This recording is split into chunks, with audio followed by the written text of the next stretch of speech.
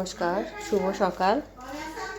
আজকে তো ওয়েদার খুব খারাপ, তা রান্না হচ্ছে এখানে খিচুড়ি।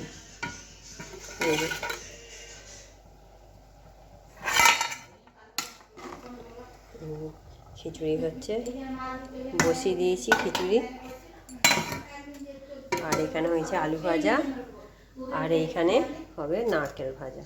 এই যে নারকেলগুলো নুন হলুদ একটু চিনি মাখিয়ে রেখে দিয়েছি, ভাজা করে নেবো এবার।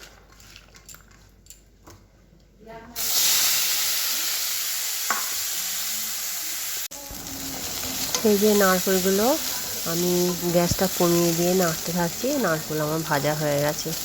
এবার নারকেলটা নামিয়ে নিয়ে কড়াটা মুছে পরিষ্কার করে একটু ফোড়ন দেবো, জিরে আর শুকনো লঙ্কা ফোড়ন দিয়ে এবার খিচুড়ির মধ্যে দিয়ে দিলাম।